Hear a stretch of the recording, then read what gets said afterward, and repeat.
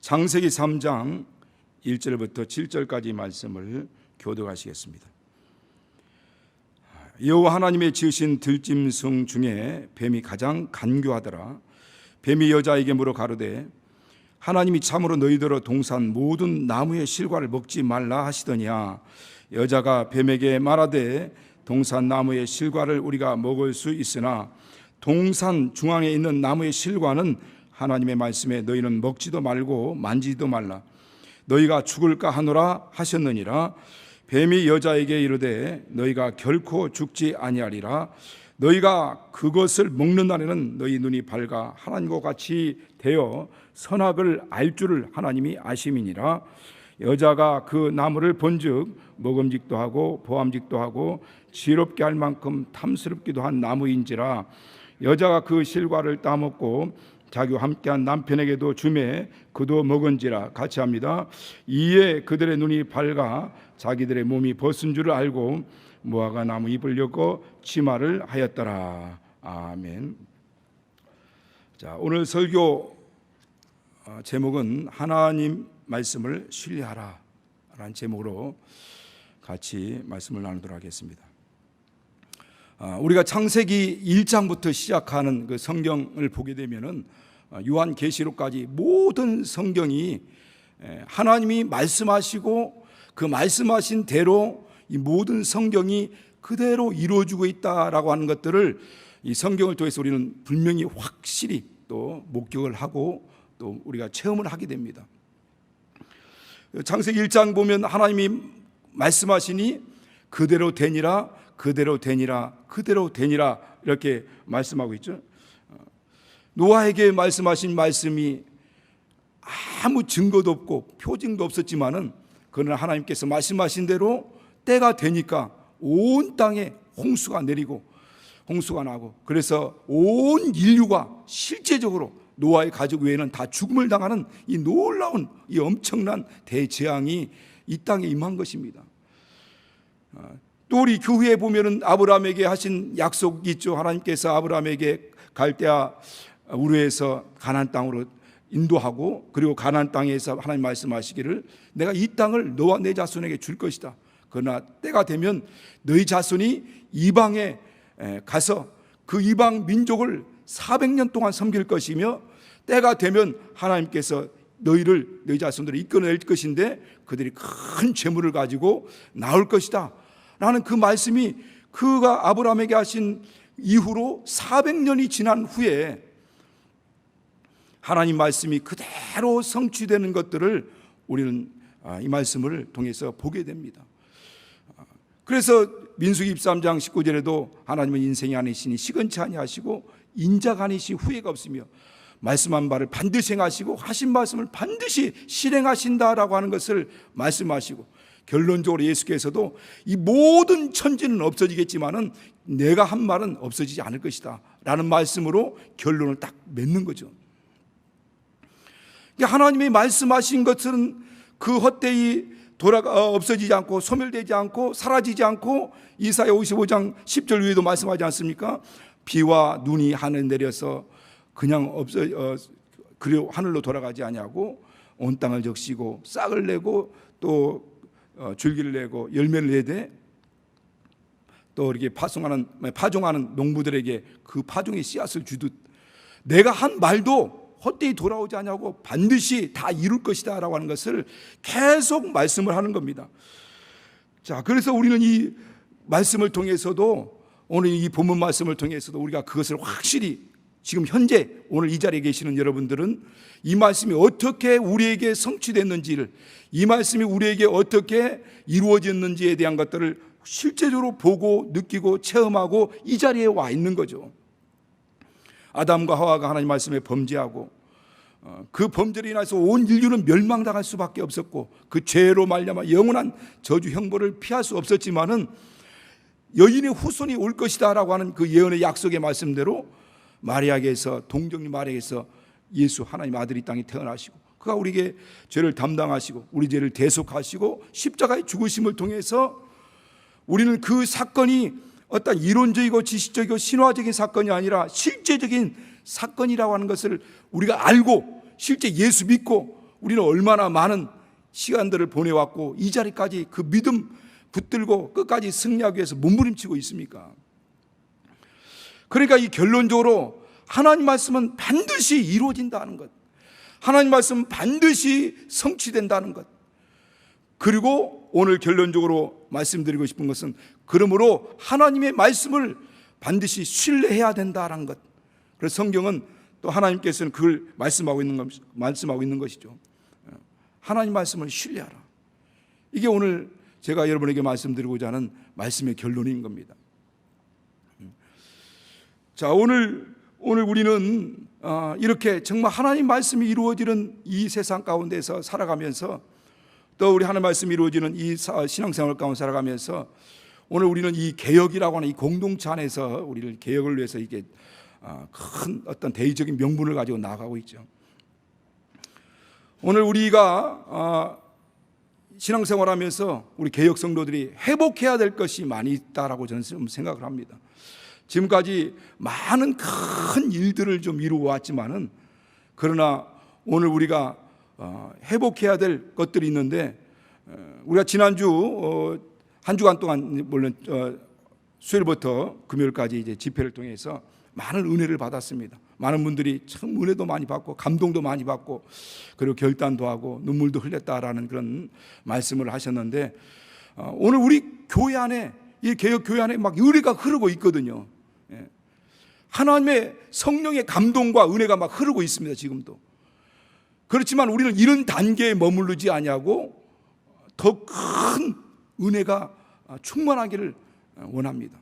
그리고 예배 가운데 은혜가 더 충만히 회복되기를 원합니다. 자, 그런가 하면은 또 우리가 또 회복해야 될 것은 우리 성도와 성도 간의 이 친밀한 사랑의 교제가 또 회복이 돼야죠. 그런가 하면은 오늘 지난번 집회할 때도 말씀드린 것처럼 이 손바닥만한 조각구름이 떼어서 큰 빗소리가 들리기까지 어쨌든 뜨거운 기도를 멈추지 말아야 된다라는 말씀을 마지막 날 들었는데, 그런 기도가, 뜨거운 기도의 회복도 있어야 됩니다. 그런가 하면은 지금까지 우리가 잘했던 것이 있죠. 기독교의 가장 근본적인 하나님의 지상 명령, 이 전도가 반드시 이 교회 안에서 회복돼야 됩니다. 그리고 오늘 우리는 이 소그룹 사역들, 목장과 구역의 이 사역들도 회복이 돼야 되는 거죠.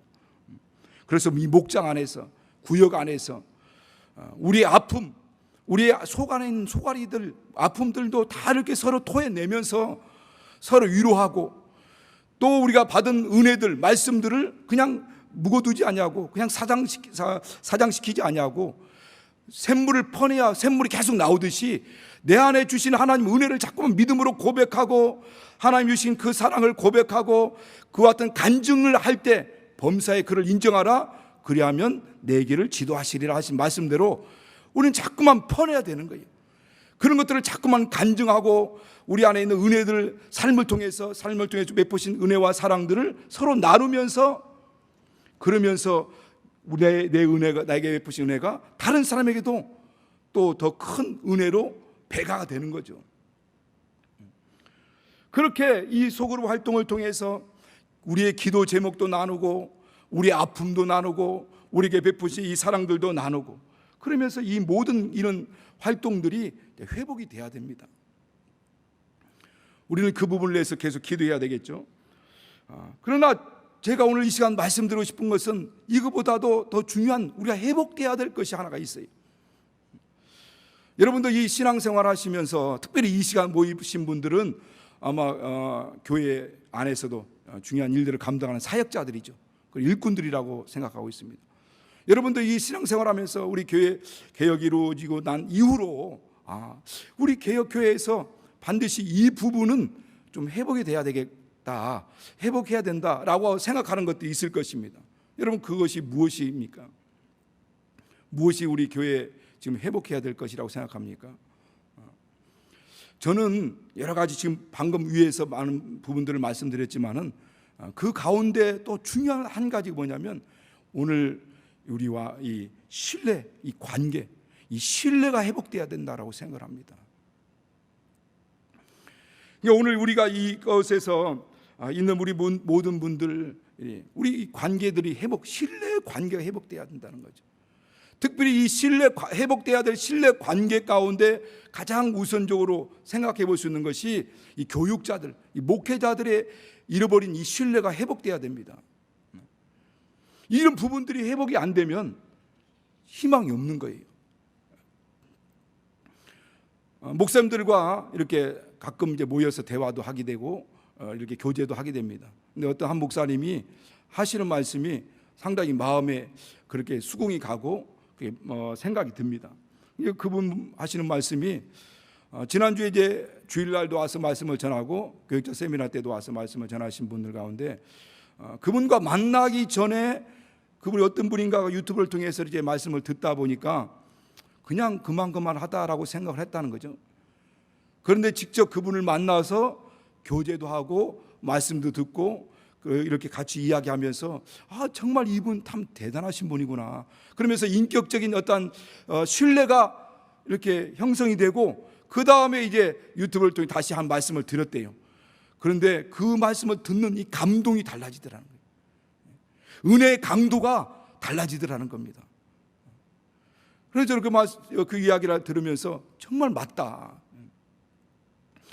우리가 이 신뢰가 깨어지면요, 아무리 유명하고 아무리 대단한 사람이 와서 설교를 할지라도요, 그 말씀이 은혜가 되지 않습니다. 들려오지 않아요.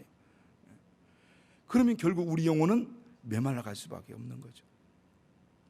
그러니까 우리가 회복해야 될 많은 것들이 있지만은 먼저 우리 이왔지 앞에서 리더하는 리더들의 이 신뢰 관계가 좀 회복돼야 된다라고 좀 생각합니다. 그런 신뢰감이 형성되고 기대감이 생길 때 비로소 희망이 있고 소망이 생기게 되는 거죠. 그런가 하면 오늘 교계에서 일하는 우리 많은 중요한 사역자들이 있습니다. 그분들의 신뢰감이 형성돼야 되고 더 나아가 우리 장로님, 권사님, 안수집사님들 그런 신뢰가 회복돼야 되고 성도와의 성도의 관계 가운데도 이 신뢰가 회복돼야 돼요. 더 나아가서 가정에서도 마찬가지입니다. 부모와 자녀 가운데 신뢰가 회복돼야 돼요. 도저히 부모를 믿을 수가 없다라고 한다면 그 자녀는 항상 불안할 수밖에 없는 거죠. 그리고 그 애착이 형성이 안 되면은 자기 부모에 대한 기대감이 없고 이 신뢰가 없으면요 방황할 수밖에 없는 겁니다. 그래서 어릴 때 이 부모와의 애착 관계가 형성이 안 되면 청소년기 그 아이들은 반드시 방황을 한다고 하지 않습니까? 어디서도 나를 보호해 줄 수 있고 나를 도와줄 그 부모에 대한 그런 관계가 신뢰 관계가 깨져 있기 때문에 그렇습니다. 부부 간의 관계도 마찬가지입니다. 부부 관계도 이 신뢰가 깨지면 기쁨이 없는 거죠. 행복이 없는 겁니다. 그 가정은 불행할 수밖에 없는 거예요. 서로가 믿고 신뢰하고 그럴 때 그 가정이 행복할 수밖에 없는 거죠. 오늘 우리는 이와 같이 이 모든 이 신뢰 관계 회복이 너무너무 중요하다고 생각합니다. 그렇다면 이 신뢰 관계 회복을 위해서 우리는 무엇을 해야 될까? 어떻게 해야 될까? 이것이 오늘 우리의 과제죠. 이것이 우리의 미션이기도 합니다. 기독교 윤리 실천 운동본부라고 하는 약칭 기윤시라고 하는 곳에서 올해 2020년도 전 한국에 있는 전국에 있는 성인 남녀 표본을 선택해 가지고 표본 조사를 언론 조사를 실시했는데 여론 조사를 실시했는데 뭘 했냐면 한국 교회의 사회적 신뢰도를 조사한 겁니다. 한국 교회가 지금 현재 사회적으로 우리 한국에서 얼마나만큼 신뢰를 얻고 있는지에 대한 여론조사를 실시한 거죠. 그 여론조사 실시 결과를 제가 봤는데 한국 이 모든 국민들 가운데 전국 국민들 가운데 3분의 2는 한국 교회를 신뢰하지 않는다라고 이렇게 대답을 했습니다. 그러니까 한국 교회가 완전히 오늘날 우리도 익히 잘 알고 있는 바이기도 하지만은 완전히 신뢰를 다 잃어버렸어요. 그래서 당시 신뢰하는 종교가 어떤 종교냐라고 하니까 첫째는 가톨릭, 두 번째는 불교, 세 번째 기독교. 큰 종교 가운데 가장 꼴찌가 기독교라고 하는 거죠. 그러면 그 신뢰도를 깨트리는 그 요소가 뭔가라고 하는 걸 보니까 첫 번째가 교회의 불투명한 재정 사용이다라고 이렇게 대답을 했습니다. 그리고 교회 리더들, 교회 지도자들의 본이 되지 않는 그런 삶. 그런가 하면 타 종교에 대한 배타적이고 무시하는 이 태도들, 그리고 교인들의 이중적인 삶들, 그런 모습을 보면서 한국교회가 신뢰할 것이 못 되는구나라고 안다라고 하는 거죠. 그런데 이것을 바꾸어 얘기하면 우리가 회복해야 될 것이 뭔가, 바로 방금 얘기했던 우리 한국교회가 신뢰를 완전히 깨버렸던 그 요인들이 다시 우리가 회복해야 될 것들이라는 것입니다. 바로 이 교회의 투명성, 그리고 교회 리더들, 지도자들의 어떤 모범적인 이 삶, 그리고 타 종교에 대한, 물론 거기에는 구원이 없지만은 그렇다고 해서 배타적이고 완전히 무시할 것이 아니라 그것을 품고 예수께로 인도를 해야죠.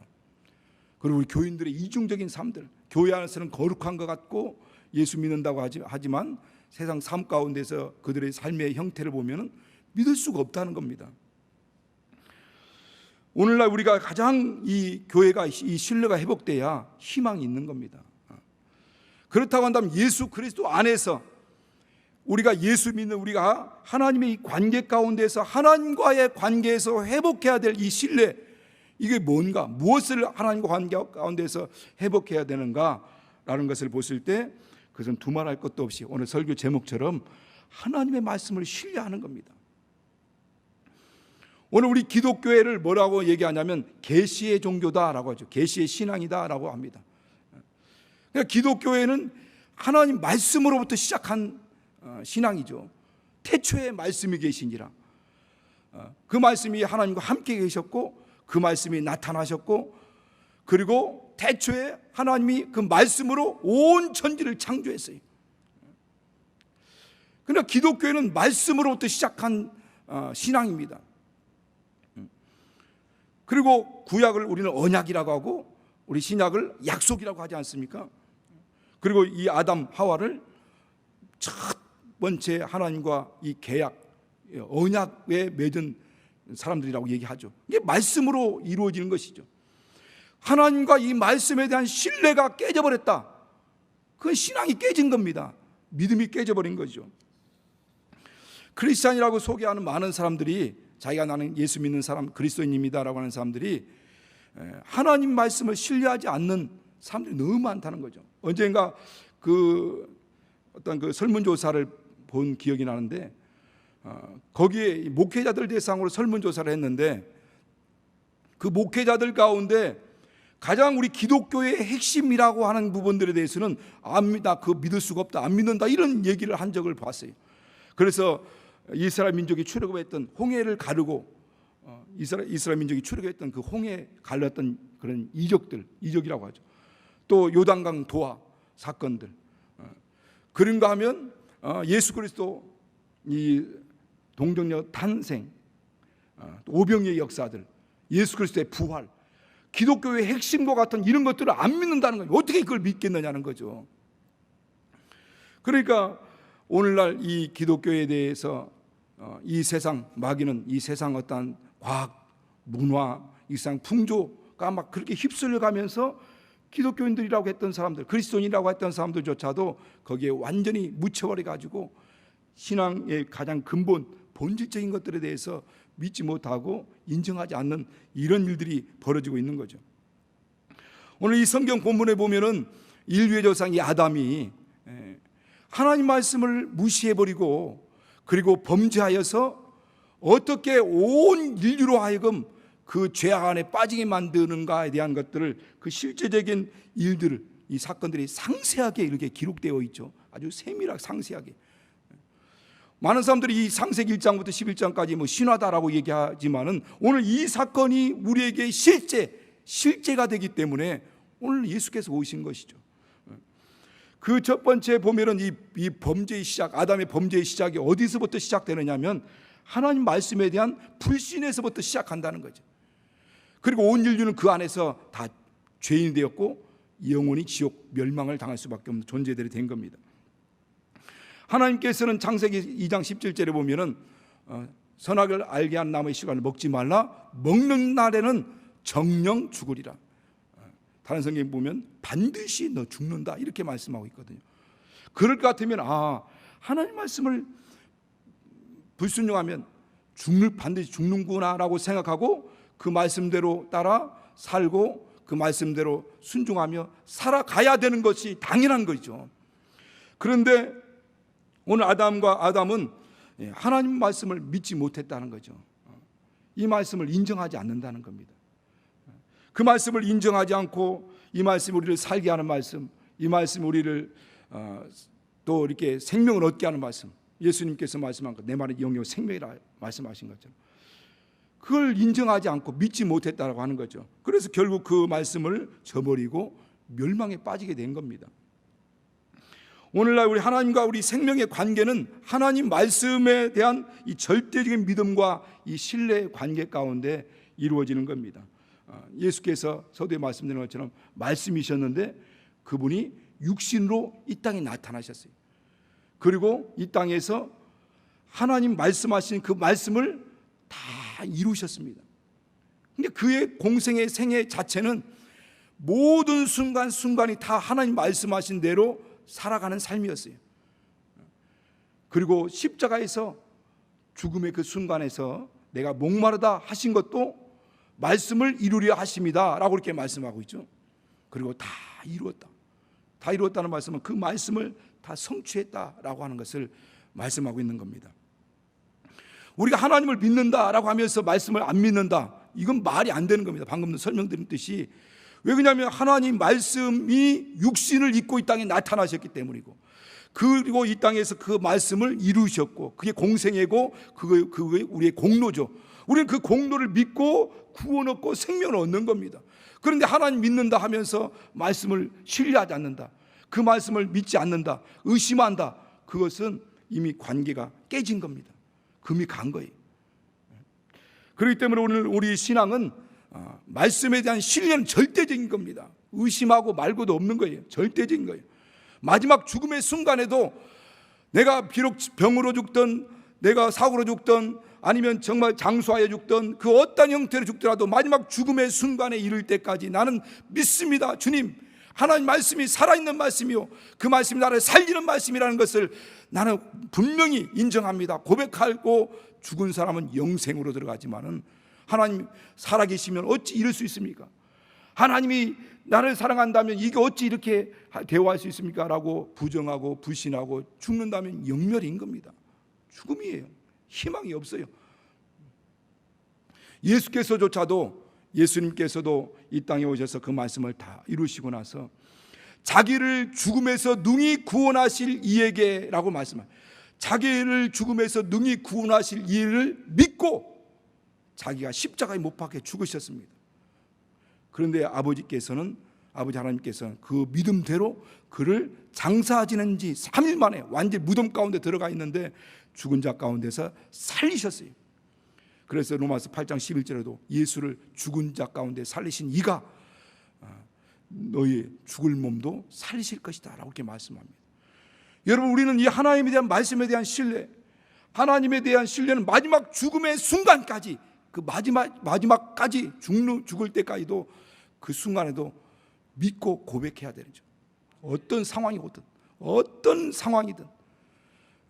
비록 내 기도가 응답이 되지 않았다 할지라도, 비록 내 눈에 아무 증거 아니 보이고 내 상황이 아무것도 바뀌는 것이 없을지라도 믿음만을 가지고서 늘 걸으며 라고 했던 찬송처럼 그 믿음을 갖고 그렇게 우리는 살아가야 되는 것, 이게 우리 신앙인 겁니다. 기독교 역사는 초대교회 때부터 계속 핍박의 역사예요. 고난의 역사입니다. 그 핍박과 고난과 이런 박해 가운데서 기독교회가 계속 유지되어 왔어요. 때로는 그 핍박과 고난 가운데서 우리 신앙이 연단되고 단련되기도 하지만은, 그러나 그런 핍박과 고난을 통해서 어떻게 보면 우리가 키즈를 통해서 이 알곡과 쭉정이가 갈라지는 시기도 합니다. 그래서 어떤 고난이 오고 시련이 오면은 진짜 알곡성도, 믿음 있는 사람은 하나님 말씀에 다 밀착이 되는 거예요. 그리고 믿을 것은 하나님 말씀밖에 없다고 생각하고 하나님 말씀을 부여잡고 끝까지 하나님께로 더 가까이 나갑니다. 그러나 쭉정이 성도는, 쭉정이 신앙은 이런 시련과 고난의 바람이 막 불면 그 환난의 바람에 그냥 쭉 날아가 버리고 마는 거죠. 시험 들고 하나님을 떠나버리고 예수를 부인해버리고 마는 겁니다. 그러니까 알곡성도인가 쭉정인가라고 하는 것은 얼마만큼 내가 하나님 말씀에 다 신뢰를 하고 그 말씀에 믿음을 갖고 그 말씀에 의지하고 살아가느냐라는 것을 보면은 그 사람의 믿음이 과연 반석에 있구나라는 것을 알 수 있고, 이 믿음이 모래 위에 사상누각이구나라는 것을 우리가 알 수 있다라고 하는 겁니다. 마태복음 14장 22절부터 이 33절까지 보면 예수께서 물 위로 걸어오는 이 사건이 있습니다. 예수께서 물 위로 걸어오니까 예수의 제자들은 막 유령이다 하고 놀라서 두려워합니다. 그때 예수께서 두려워하지 말라, 나다, 안심하라 라고 이렇게 말씀하시죠. 그 말씀을 듣고 베드로가 정말 주님이십니까? 그러면 나를 명하여 물 위로 오라 하소서 라고 하니까 오라, 그 말씀을 하시니까 그가 배에서 내려 물 위로 걸으며 예수께로 가더라 이렇게 말씀하죠. 물 위로 걸어서 예수께로 가매. 그런데 앞에 막 엄청난 파도가 밀려오는 것을 보고 두려워서 물에 빠져가니까 살려달라고 몸부림치죠. 예수께서 손을 잡아 이끌어내시면서 하시는 말씀이 믿음이 없는 자여 왜 의심하였느냐, 믿음이 적은 자여 왜 의심하였느냐. 그러니까 말씀을 신뢰하지 못하면 결국 우리 신앙은 계속 밑바닥으로 계속 침륜에 빠질 수밖에 없는 겁니다. 계속 후퇴할 수밖에 없어요. 우리는 믿어도 되고 안 믿어도 되고 하는 게 아니에요. 신앙인은 하나님 말씀에 대한 절대적인 신뢰, 그렇지 않으면 계속 빠져들 수밖에 없는 겁니다. 오늘 그런 사람들에게 예수님 똑같이 말씀하실 거예요. 믿음이 적은 자여 왜 의심하느냐. 우리는 하나님 말씀에 따라서 그 말씀에 대한 믿음, 그 믿음으로 사는 자들입니다. 오늘 믿음으로 사는 자들이 어떤 믿음? 하나님 말씀에 대한 믿음. 몇 년 전에 북한에 들어가서 선교를 하다가 북한에 억류돼 가지고 31개월 동안 2년 7개월인가요? 그분 얘기로는 949일이라고 하더라고요. 그동안 거기에서 사형 선고를 받고 그러다가 또 이후에 이제 무기징역으로 이렇게 조금 감형해졌지만은 평생 노동 교화 수용소에 갇혀가지고 계속 거기서 언제 나갈 수 없는 어떤 기약이 없는 그런 삶 가운데 거기 갇혀서 그렇게 수용소 갇혀서 살던 그 이면수 목사님이라는 분이 31개월 만에 풀려나가지고 하시는 말씀, 그분의 간증을 들었는데 그분이 그런 얘기를 하더라고요.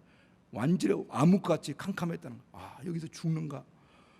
그러면서 그 상황에서도 자기가 하나님 말씀을, 살아있는 말씀을 의지하고 이 상황에서도 하나님 살아계시다 믿고 하나님 말씀을 계속 묵상하면서 그 말씀대로 그렇게 의지하고 그렇게 살 때 마음에 희망이 생기고 소망이 생기고, 그러면서도 나중에 결론적으로 말씀드린 그 나중에 하시는 말씀이 나는 특별한 수도원에서 2년 7개월 동안 31개월 949일 동안 거기에서 있었다 이렇게 말씀하더라고요. 그러면서 거기에서 자기를 돌아보면서 너무너무 좋았다는 거예요. 그동안 그렇게 너무 바쁜 사역을 하다가 조금 조용한 곳에 가서 좀 쉬고 싶은 생각도 있는데 하나님이 완전히 차단된 곳에 자기를 딱 거기서 두고 다른 것 다 완전히 딴 생각 못하게 만들고 거기서 수도원 생활을 하도록 하셨다 이렇게 고백을 하더라고요. 그러니까 그러면서 거기에서 하나님 말씀을 묵상하면서 몇 권의 책을 쓸 만큼의 일들을 머릿속에 딱 가지고 나왔대. 하나님 그런 은혜를 주셨다고 하더라고요. 내가 사망의 음침한 골짜기를 다닐지라도 해를 두려워하지 않을 것은 하나님 나와 함께 하시다. 하나님에 대한 신뢰가 있는 사람들은 어떤 상황에도 그 상황에서 벗어날 수 있다는 거죠. 우리가 길을 모를 때나 아니면 또 새로운 길을 갈 때는 우리 내비게이션을 틀고 가죠. 염려 없이 걱정도 없이 그냥 막 이렇게 잘도 따라갑니다. 그러다 보니까 그런 유명한 명언이 생겼어요. 남자들은 새 여성의 음성을 잘 들어야 된다고. 첫 번째는 어머니 음성을 들어야 되고, 그 다음에 아내의 음성, 그 다음에 내비 양의 음성을 잘 들어야 된다. 남자들은 길 잘 안 묻거든요. 왜? 자존심이 상하게 해가지고. 그런데 어쨌든 이 길을 가면서 사람들은 뭐 그 어떤 새로운 길을 따라 죽으라고 막 아주 잘 따라가는데, 과연 하나님 말씀에 따라 쫓아갈 때 이렇게 하나님 말씀을 신뢰하고 따라가는가? 한번 이런 부분들을 한번 돌아볼 필요가 있는 거죠. 결국 우리는 이 말씀을 따라가다 보면 처음에는 왜 이렇게 살아야 되는가 알지 못하지만은 나중에 보면 정말 이적이 나타나는 경우도 있고, 과연 나중에 보면 과연 하나님 말씀이 옳았다라고 하는 것들을 이제 알게 되는 겁니다. 아담과 하와가 하나님 말씀에 불신함으로 인하여서 범죄하였고, 그로 인하여서 나타난 또 다른 현상 하나가 있습니다. 그것은 뭐냐면 하나님 말씀을 왜곡했다라고 하는 거예요. 왜곡. 오늘 여기서 말씀하고 있지 않습니까? 어느 날 뱀이 나타나서 하나님께서 동산에 있는 모든 나무의 실과를 먹지 말라 하더냐라고 하니까 아니 하면서 하는 얘기가 뭐냐면, 동산 중앙에 있는 나무의 실과는 하나님 말씀에 너희는 먹지도 말고 만지도 말라 했다. 그러나 왜 이렇게 했느냐? 너희가 죽을까 하노라라고 이렇게 말씀을 이제 희석하는, 왜곡하는 이런 장면들이 나옵니다. 그러니까 왜 이런 일들이 일어날까? 왜 이런 일들이 날까? 그러니까 하나님 말씀은 먹으면 죽는다라고 했지만은 죽을까 하노라라고 약화시킨 이런 이유가 뭘까요? 왜 그런 일들이 발생할까요? 그것은 이미 그 안에 뭔가가 들어왔기 때문입니다. 그게 뭐냐면 그게 욕심이지, 욕심. 사람을 하여금 하나님 말씀을 신뢰하지 못하고 이렇게 나가는 이와 같은 일들이 왜 일어나는가? 그 마음을 들여다보면 그 마음 속에 욕심이라는 게 있습니다. 욕심.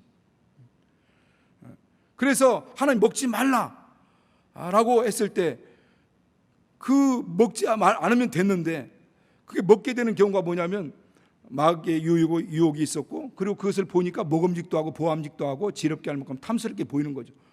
그리고 더 나가서 이제 마귀 하는 얘기가 왜 먹지 말라고 하느냐? 먹으면 너도 하나님처럼 될까 봐서 먹지 말라고 한 거야 라고 그 유혹을 받고 그걸 보니까 그렇게 보이는 거죠. 하나님 되고자 하는 이 욕심이 들어온 겁니다.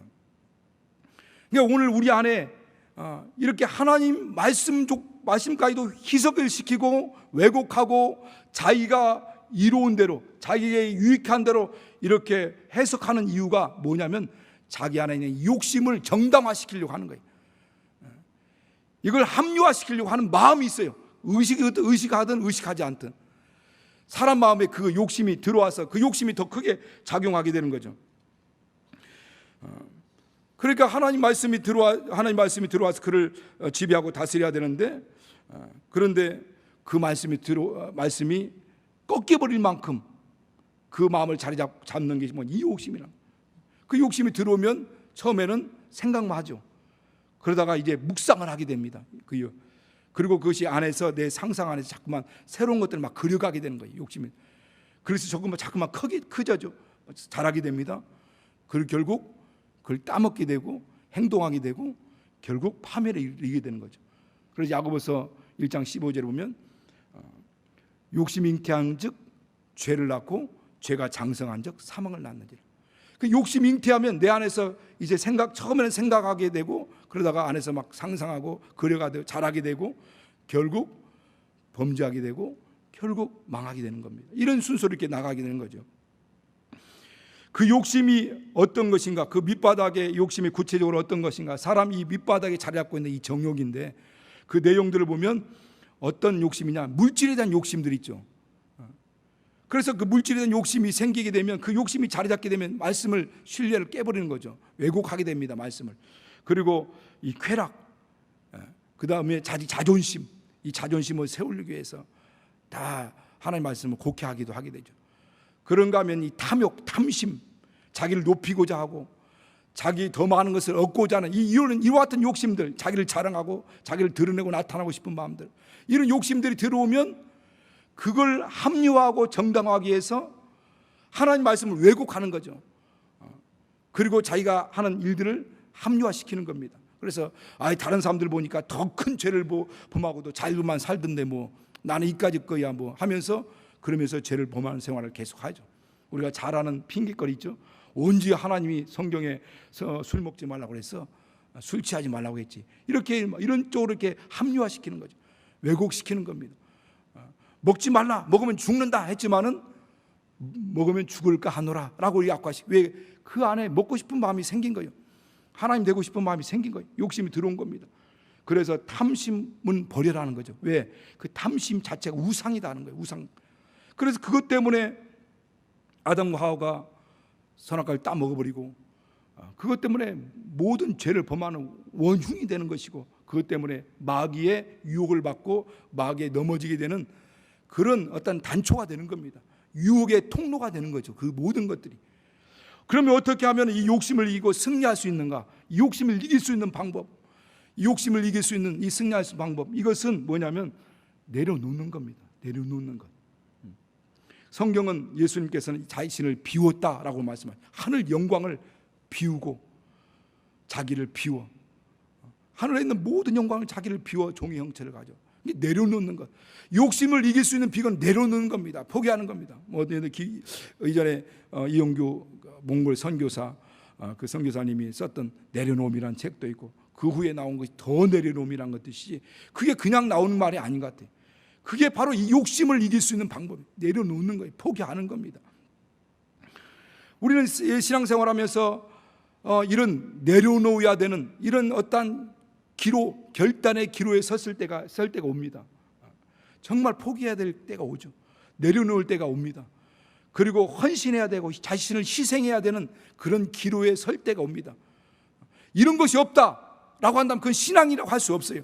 예수를 진짜 믿는 사람이라고 한다면 여러분 신앙생활하는 가운데 이런 기로에 설 때가 옵니다. 정말 내 것을 내려내야 될 때, 내 것을 포기해야 될 때. 왜? 하나님 말씀이 내게 도전이 되고 말씀이 들려오면 그 말씀 앞에서 나 자신을 포기하고 내려놓고, 이 아까 방금 말씀한 욕심 안 했던 그리고 자신을 희생해야 되고 헌신해야 되는 그런 상황에 직면하게 되는 거예요. 그리고 그때 말씀 앞에서 눈물 콧물 흘리면서 자기를 비웁니다. 내려놓습니다.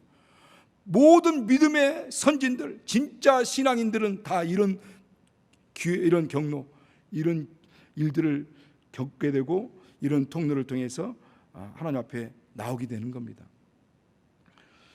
이 모든 근원에 누가 있느냐?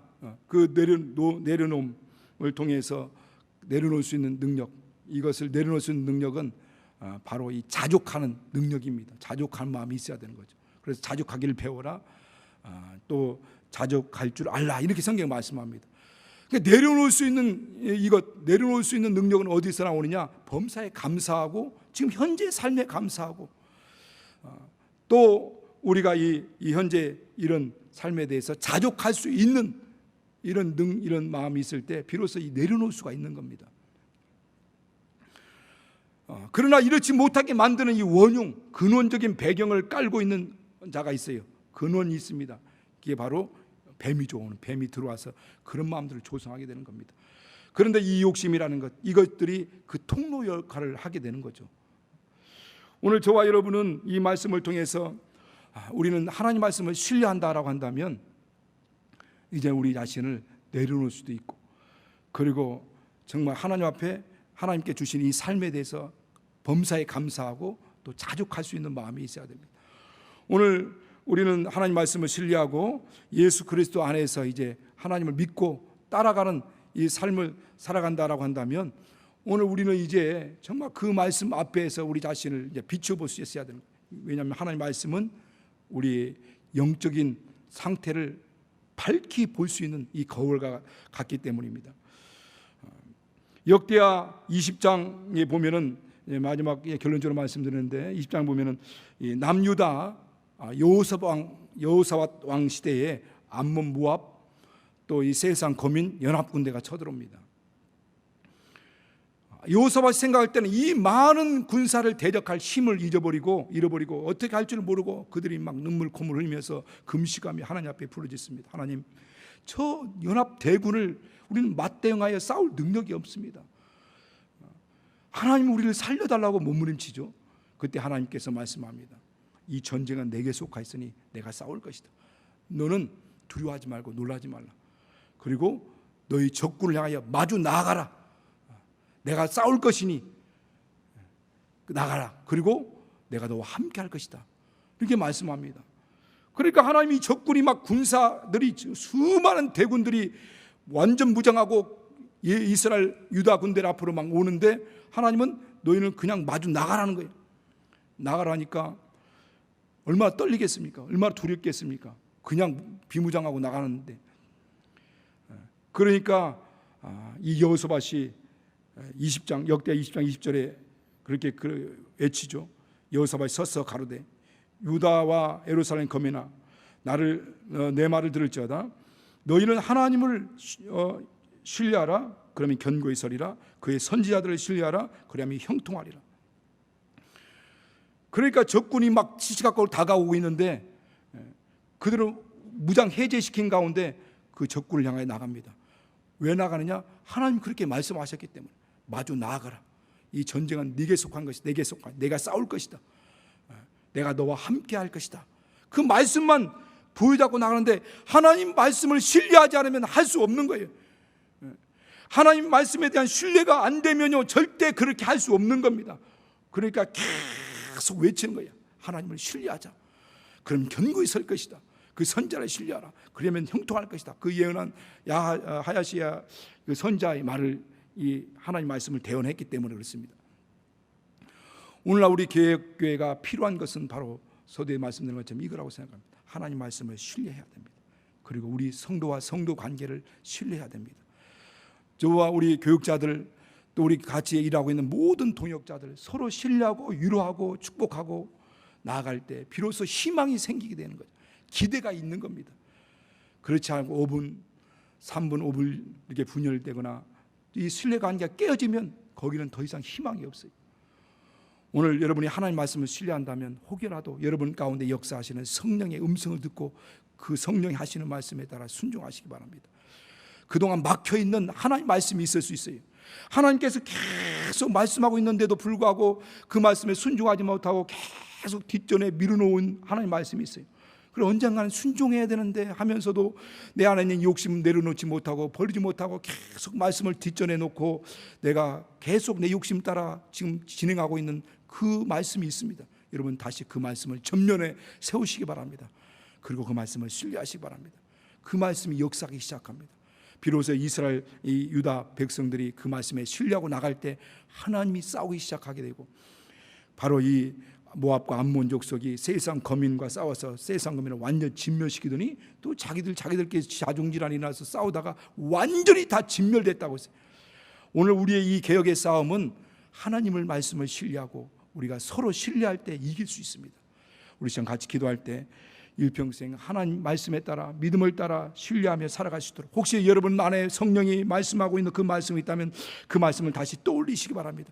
뒷전에 제쳐놓고 있는 말씀이 있다면 그 말씀을 여러분 신뢰하고 나가시기 바랍니다. 지금 어둠 같고 그분 모든 것을 손해보는 것 같지만 결국 그 말씀이 여러분 삶에 이적으로 나타날 것이고 그 말씀이 결국 옳다라고 하는 것을 나중에 깨달을 것입니다. 우리 자 예수 한번 부르시고 하나님에게 더 굳건한 믿음 하나님 말씀에 대한 신뢰할 수 있는 또 원수들의 방해에 이 유혹에 내가 넘어지지 않도록 하는 말을 붙들어 달라고 예수 한번 부르시고 같이 기도하겠습니다.